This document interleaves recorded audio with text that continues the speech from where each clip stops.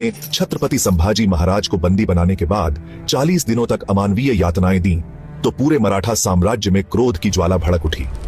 औरंगजेब की इस क्रूरता ने मराठाओं के हृदय में प्रतिशोध की आग जला दी। मराठा सरदार जो पहले आपसी मतभेदों में उलझे थे, अब केवल एक ही लक्ष्य के लिए एकजुट हो गए, मुगलों का विनाश। रायगढ़ किले में इस कठिन समय में भी मराठा नेतृत्व ने शीघ्र निर्णय लिया।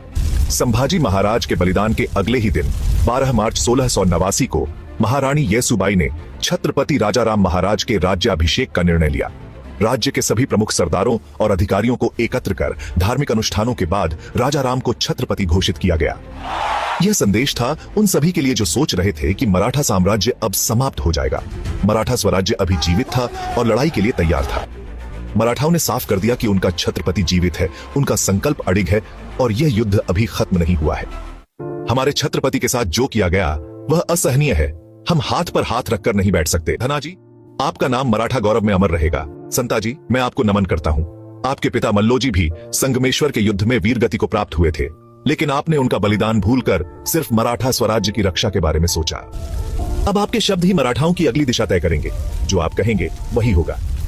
अब एक ऐसी ज्वाला उठने वाली थी जो औरंगजेब की नींदें उड़ा देगी। औरंगजेब अपने शिविर से बाहर निकला और देखा मराठा साम्राज्य के दो बब्बर शेर संताजी घोरपड़े और धनाजी जाधव अपने वीर सैनिकों के साथ मुगलों का संहार कर रहे थे।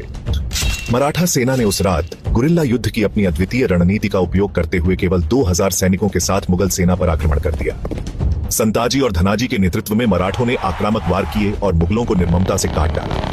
मुगल सैनिक भयभीत होकर चिल्लाने लगे। चारों ओर हाहाकार मच गया। गुस्से में औरंगजेब ने अपनी तलवार निकाली और मराठा सैनिकों पर हमला करने लगा। तभी अचानक संताजी घोरपड़े उसके सामने आ खड़े हुए।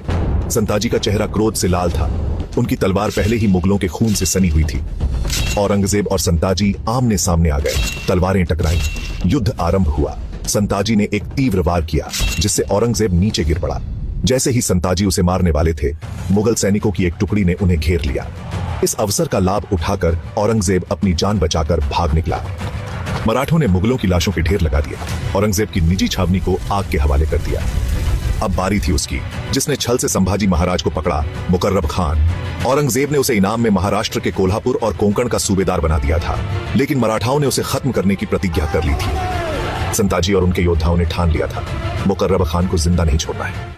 मुकर्रब खान की सेना जैसे ही मराठा क्षेत्र में दाखिल हुई, पहाड़ियों में रणसिंघा गूंज उठा।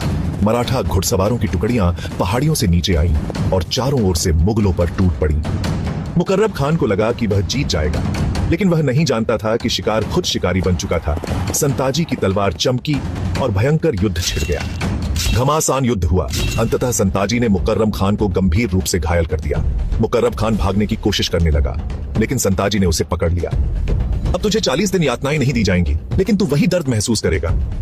मुकर्रब खान की दर्दनाक मृत्यु हुई और मराठों ने संभाजी